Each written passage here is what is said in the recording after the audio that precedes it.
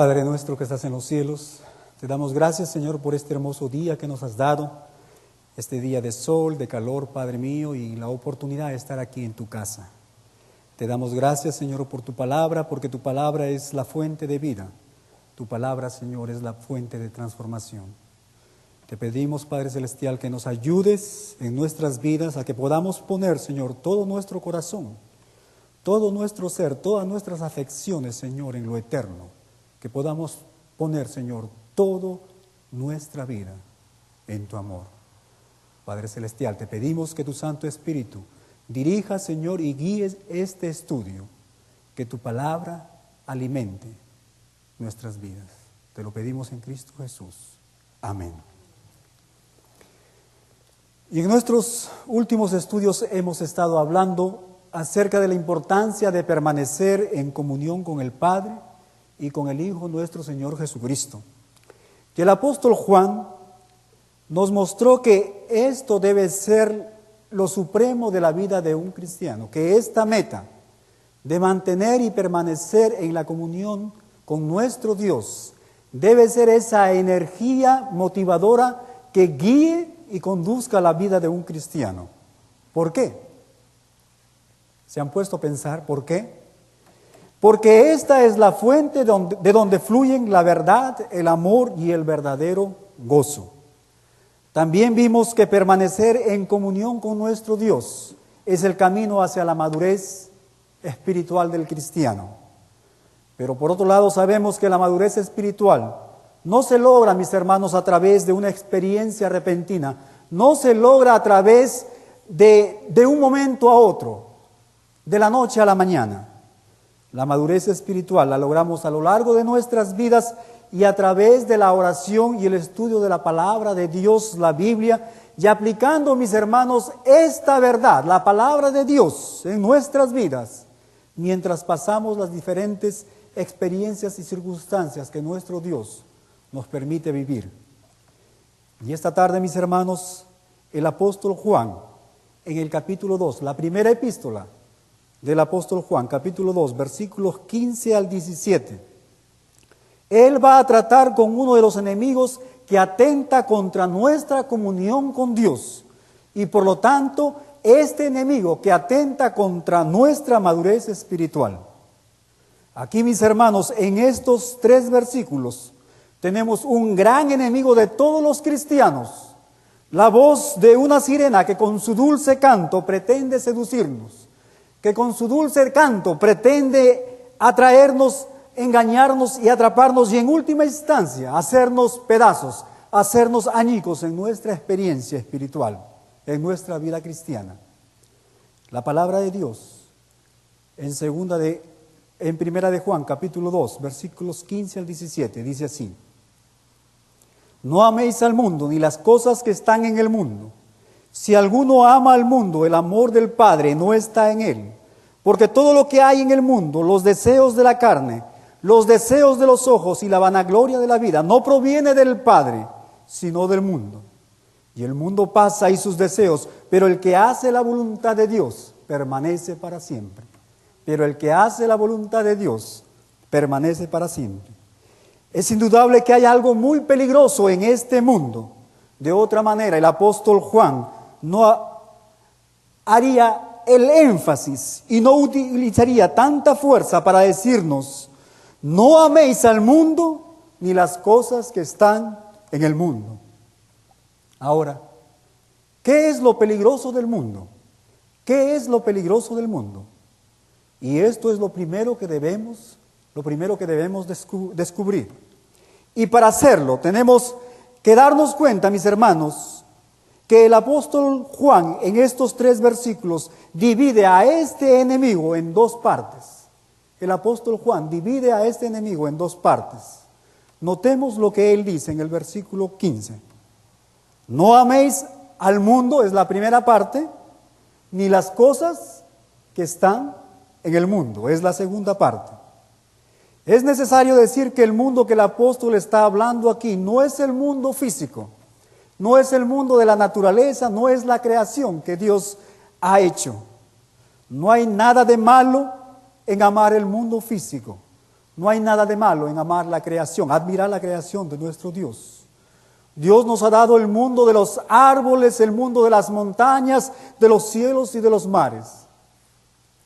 Yo recuerdo que hace 2 o 3 años tuve la oportunidad de ir con mi esposa a un seminario en medicina y tuvimos la oportunidad de estar en Arizona. Y cuando tú visitas Arizona, es imposible de no conocer, de no ir a visitar el Gran Cañón. Y cuando estuvimos ahí, fue una cosa maravillosa, ver la creación de nuestro Dios. Fue algo asombroso. Nuestros ojos se pusieron de esta manera, se abrieron de este porte, y nuestra boca se abrió al contemplar la maravilla de nuestro Dios.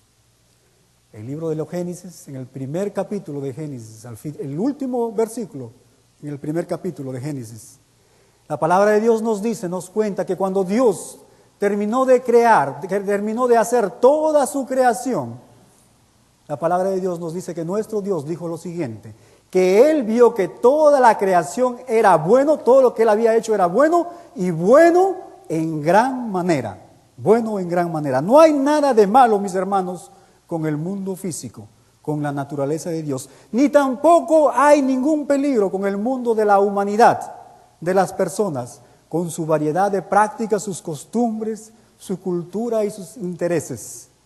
Sabemos que no es malo amar a este mundo, porque Dios mismo ama a este mundo. El versículo más famoso y más conocido por todos los cristianos y no cristianos es Juan capítulo 3, versículo 16. ¿Qué tal si lo recitamos? Porque de tal manera amó Dios al mundo, que ha dado a su Hijo unigénito, para que todo aquel que en Él crea no se pierda, mas tenga vida eterna. Porque de tal manera ama Dios al mundo. Porque de tal manera. Este es el mundo, mis hermanos, de la humanidad y el mundo de las personas. Y este es el mundo que nuestro Dios ama. Pero sin embargo, hay un mundo que no debemos de amar y el apóstol Juan evidentemente espera que nosotros sepamos cuál es ese mundo. Este mundo es algo que el apóstol Juan ha venido hablando en otras oportunidades y aunque el apóstol no lo describe aquí, este mundo está claramente definido para nosotros, mis hermanos, en otras partes de las Escrituras.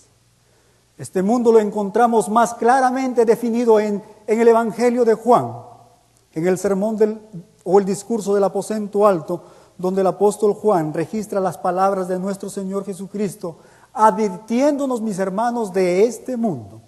Juan capítulo 15, versículo 18. Juan capítulo 15, versículo 18. La palabra de Dios dice así: si el mundo os aborrece, estas son las palabras de nuestro Señor Jesucristo a sus discípulos y por extensión a nosotros. Si el mundo os aborrece, sabed que a mí me ha aborrecido antes que a vosotros. Y aquí vemos, mis hermanos, en este versículo, un mundo que odiaba a nuestro Señor. Pero ¿qué clase de mundo es este? Obviamente, podemos ver en este versículo 18, Juan capítulo 15, las autoridades y los representantes de este mundo eran los enemigos de nuestro Señor Jesús. ¿Quiénes eran estos? Es aún más sorprendente, hermanos, recordar que los enemigos de nuestro Señor eran básicamente las autoridades, hombres religiosos. Este mundo que el cristiano no debe amar, por lo tanto, en primer lugar, es el mundo religioso. Pero no solamente, no exclusivamente el mundo religioso, ya que también había un mundo secular, o sea, un mundo no religioso que odiaba a nuestro Señor Jesús. Y los representantes de este mundo secular odiaban al Señor Jesús con el odio, no con el odio, mis hermanos, de una enemistad abierta, sino con lo que es peor, con el odio de una indiferencia fría, calculadora y muy cruel. Nuestro Señor Jesucristo dijo a sus discípulos, y por extensión a nosotros, su iglesia, que el mundo nos odiaría.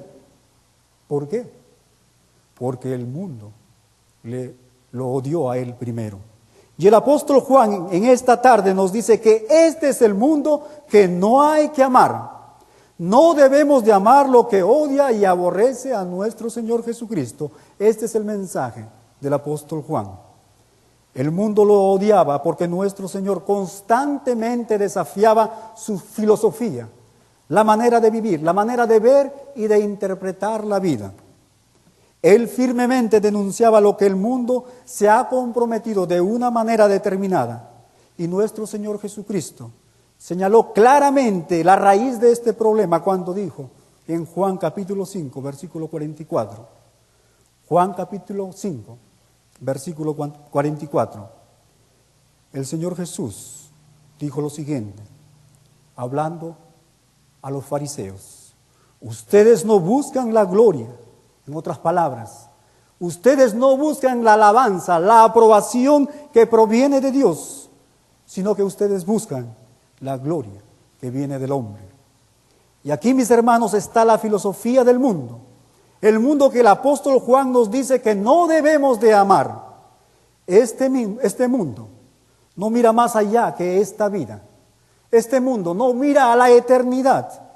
A este mundo solo le preocupa lo material, lo pasajero, el honor que viene de los hombres y no le interesa a Dios porque en esencia lo niegan y por lo tanto no buscan su aprobación, no buscan su alabanza. Esta es una filosofía que solo se centra en esta vida y en este mundo, en lo material, en lo vacío, en la vanidad. Jesús desafió, hermanos, a esta filosofía, nuestro Señor Jesucristo. Él desafió esta filosofía cada vez que Él tuvo la oportunidad de hacerlo. Y debido a que Él firmemente rechazó este estilo de vida, esta manera de vivir, esta filosofía, Él fue odiado. Y es por eso que los hombres y los representantes y las autoridades se unieron de este mundo para darle muerte. Fue esta filosofía en última instancia, mis hermanos, la responsable de clavar al Hijo de Dios en la cruz. Piensa, mi hermano, en esto por un momento. Esta filosofía del mundo nos dice que lo más importante es esta vida, lo que nosotros vemos. Piensa, mi hermano, en cuánto se ha divulgado hoy en día esta manera de vivir, este estilo de vivir. ¿No crees tú, mis hermanos, que estamos constantemente expuestos a esta idea? ¿No ha penetrado sutilmente en todo lo que tocamos, en todo lo que nos rodea? Hace su llamado, mis hermanos, en las revistas, en las primeras planas de los periódicos. Se publica por la radio, por la televisión y la internet, cada vez que hacemos uso de estos medios. En mi país, el Perú, hay un dicho muy popular que nos habla, hermanos, de esta filosofía. Y este dicho, y todo peruano, aún los más pequeños, son muy orgullosos, se sienten muy orgullosos de este dicho. Ellos dicen lo siguiente: vive la vida y no dejes que la vida te viva. Escuchen bien, vive la vida y no dejes que la vida te viva. En otras palabras, suéltate, relájate, entrégate al placer, entrégate al pecado. Esta filosofía, mis hermanos, se podría resumir de esta manera. No hay nada mejor, no hay nada más precioso y valioso que lo que este mundo te puede ofrecer. Su dinero, sus placeres, su fama, todo lo que estás buscando y anhelando. Come, bebe y sé feliz porque no hay otra cosa más grande en la vida que esto. Vive la vida, no dejes que la vida te viva. Como hemos visto, mis hermanos, esta filosofía representa el sistema de valores y de prioridades y de creencias que el hombre y la mujer sin Cristo siguen y defienden y que excluyen y se oponen a todo lo que representa nuestro Dios. Ahora, el apóstol Juan nos dice: no ames esta idea, no ames esta filosofía, no ames este estilo de vida, no hagas de ella la nota musical que dicte el concierto de tu vida. Ten cuidado de abrazar esta forma de pensar. Si lo haces, vas a perder la bendición de vivir una vida cristiana a plenitud. Eso es lo que el apóstol Juan nos está advirtiendo. Vas a ser devorado por el enemigo. Serás atrapado y engañado. Te convertirás en la víctima de esta gran mentira. Todo lo que eres, Tu mismo ser será arruinado y convertido en nada, en algo digno de compasión. Quizás a este nivel del mensaje te estarás preguntando, ¿cómo podré enfrentarme a este enemigo? ¿Qué hacer al respecto? Si esta filosofía que el pastor Julio nos está hablando contamina e influencia todo lo que tocamos, todo lo que nos rodea, ¿dónde comenzar la batalla? ¿Dónde comenzar la batalla? La respuesta nos la da el apóstol Juan cuando él menciona: las cosas están en el mundo. Ahí debemos de comenzar. Ahí es donde hay que librar, mis hermanos, esta batalla. Pero no es suficiente decir, no ames al mundo. Tenemos que ser más específicos y tenemos que señalar a aquello que en realidad está afectando a nuestras vidas. Y para poder rechazar una filosofía, mis hermanos, tenemos que atacarla de una manera específica. Y para hacerlo de esta manera, tenemos que conocer al enemigo. Es por eso que el apóstol Juan define esta filosofía de la vida, las cosas que están en el mundo, en tres categorías, las cuales cada una de ellas va a representar áreas de nuestra vida: el cuerpo, el alma, el espíritu, áreas expuestas a la seducción de este mundo y su filosofía, su estilo de vida. En primer lugar está, el apóstol nos dice en el versículo 16, la parte media de este versículo, él nos dice los deseos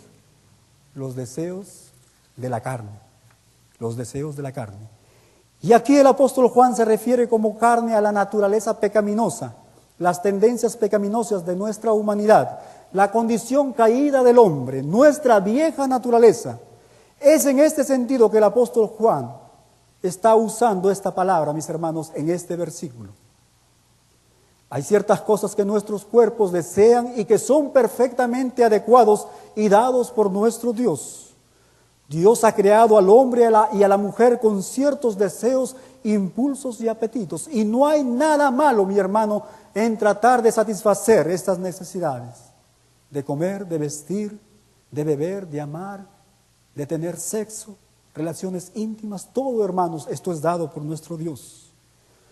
Pero la carne es esta propensión, hermanos, pecaminosa dentro de nosotros, esa parte de nuestra vieja naturaleza, siempre está, escúchenme bien, siempre está tratando de añadir algo más para ir más allá de la satisfacción de los deseos que Dios nos ha dado.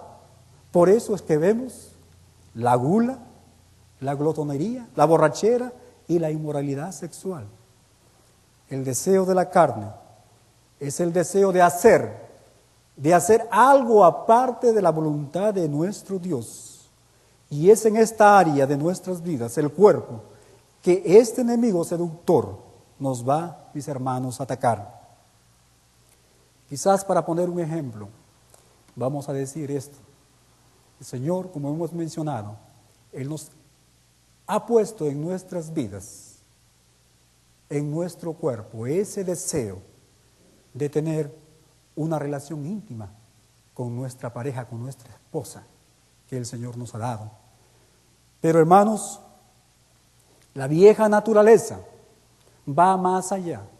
Y en lugar de hacer, hermanos, las cosas que Dios nos ha mandado hacer, distorsionamos y cambiamos este regalo de Dios y lo convertimos, mis hermanos, en prácticas sexuales inmorales. Por ejemplo, la pornografía. Pero el apóstol Juan nos menciona una segunda categoría. Y esta segunda categoría la vamos a encontrar en el mismo versículo 16. Y él dice, los deseos de los ojos. ¿Qué quiere decir el apóstol Juan con esto, el deseo de los ojos? Mis hermanos, Dios nos ha dado el deseo de poseer cosas como nuestras. Pero el deseo de los ojos lleva a este deseo sano que Dios ha puesto en nuestras vidas, a la codicia. la cual como un saco roto nunca es satisfecha, la codicia. Queremos más y más y más y más, y esto da como resultado el fenómeno muy común, muy conocido por nosotros. Hay que mantenernos al día con los vecinos, hay que estar ahí con ellos. El deseo de tener cosas que no necesitamos, aún comprar con dinero lo que no tenemos, con el único fin de impresionar, hermanos, a los demás. Los deseos de los ojos es el deseo de tener algo aparte de la voluntad de Dios, el deseo de obtener algo aparte, algo que Dios no nos está proveyendo. Cualquier cosa que es atractivo para los ojos, pero que no nos conviene, hermanos, desear, entra en esta categoría, el deseo de los ojos. Por ejemplo, Dios nos ha dado una admiración por la belleza, pero el deseo de los ojos pervierte este deseo y lo convierte en algo vulgar, algo grotesco, algo sensual y pornográfico. La codicia, mis hermanos, por los bienes y las habilidades y aún el cuerpo de otra persona es lo que la palabra de Dios, la Biblia, simplemente llama idolatría. Es esa cosa terrible que estamos deseando, mis hermanos, se convierte en un ídolo. Pero hay una tercera categoría aquí en el versículo 16 que el apóstol Juan nos habla, y esta es la vanidad o la vanagloria y arrogancia de la vida. La vanagloria de la vida. ¿Qué quiere decir el apóstol con esto? La vanagloria de la vida es el deseo de ser alguien fuera de la voluntad de Dios. Las dos primeras categorías, el deseo de la carne y el deseo de los ojos, tienen que ver con la satisfacción de nosotros mismos, pero no al grado que Dios lo ha intentado, sino más allá de los planes de Dios. Los deseos de la carne y los deseos de los ojos se dirigen hacia nosotros y solo de una manera, mis hermanos, incidental involucran otras personas. Sin embargo, la vanagloria de la vida no puede existir sin involucrar a otras personas. Y es el deseo de sobresalir. La vanagloria de la vida, mis hermanos, es el deseo de ser el centro de la atracción, de sentirnos admirados y muchas veces con la intención, escúcheme bien, y muchas veces con la intención de opacar a los demás y despertar en ellos un sentimiento de envidia, de rivalidad y de celos. Y muchas veces, mis hermanos, esto produce placer en nosotros. Quizás el mejor ejemplo que nos va a ayudar a entender esto es el automóvil. Cuando nosotros queremos o estamos planeando comprar un carro y estamos mirando ahí al vecino, ¿no? ¿Cuál es el último carro del vecino? Entonces estamos ya no con ese deseo normal, ese deseo sano que Dios ha puesto en nosotros de tener un carro, sino que ya estamos compitiendo con el vecino. Ya estamos desarrollando estos sentimientos, hermanos, de causar daño en él. Y vamos al dealer y conseguimos el carro, el automóvil del último año, superior al del vecino. Y muchas veces decimos, vamos a darnos una vuelta por el vecino, por la casa del vecino, para ver cómo le queda el ojo, ¿verdad? Para ver cómo le queda el ojo. Lo hacemos porque queremos provocar, mis hermanos, la admiración de los demás, incluso la envidia y los celos de las personas. Esto es lo que el apóstol Juan llama, mis hermanos, la vanagloria de la vida.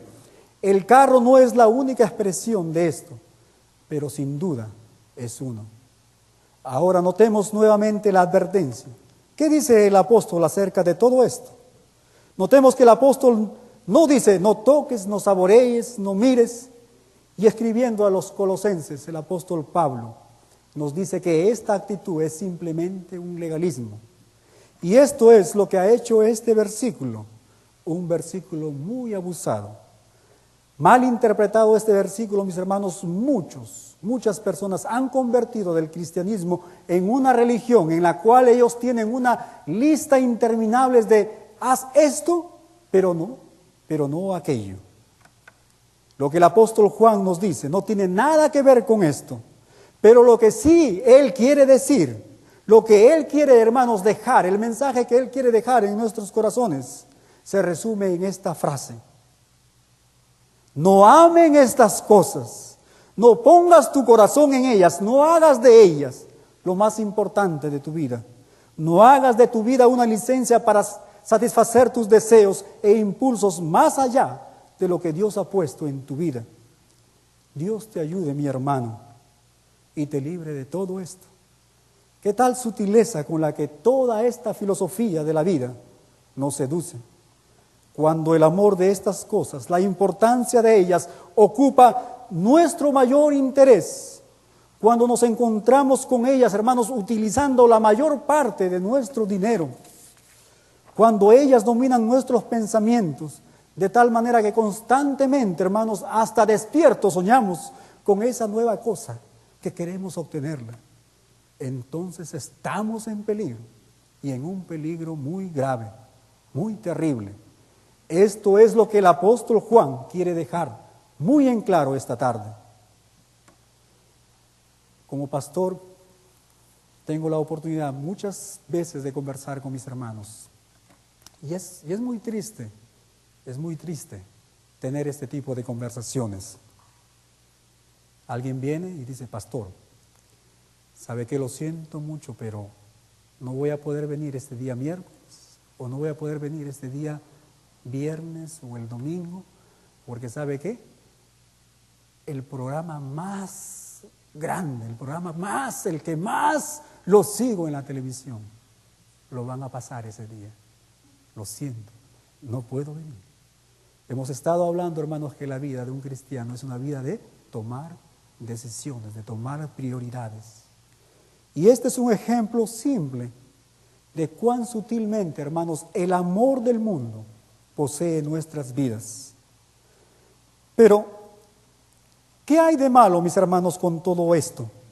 ¿Por qué no debemos de amar al mundo y las cosas que hemos mencionado? El apóstol Juan nos da dos razones muy importantes. Él nos da dos razones muy importantes.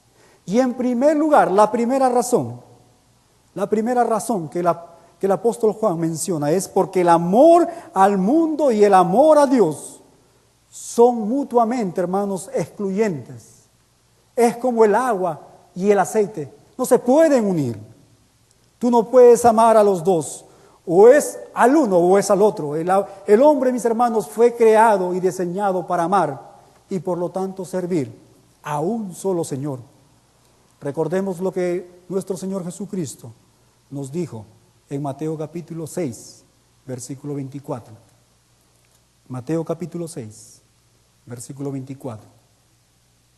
Ninguno puede servir a dos señores.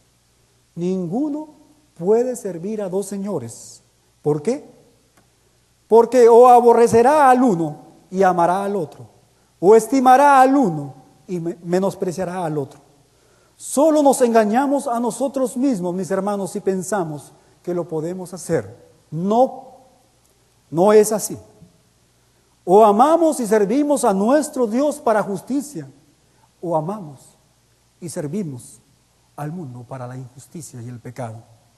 Por lo tanto, el apóstol Juan dice en el versículo 15, la parte final del versículo 15, él dice lo siguiente: si alguno ama al mundo, el amor del Padre, escúcheme bien, el amor del Padre no está en él. Tú no puedes hacer, mi hermano, ambas cosas. Estas cosas son antagónicas, son opuestas. El apóstol Pablo nos recuerda en 2 de Timoteo, capítulo 3, versículo 4. El apóstol Pablo nos recuerda en 2 de Timoteo, capítulo 3, versículo 4, que la señal de los hombres de los últimos días será el amor a los deleites y a los placeres de este mundo. La señal, la marca de los hombres de los últimos días será el amor a los deleites.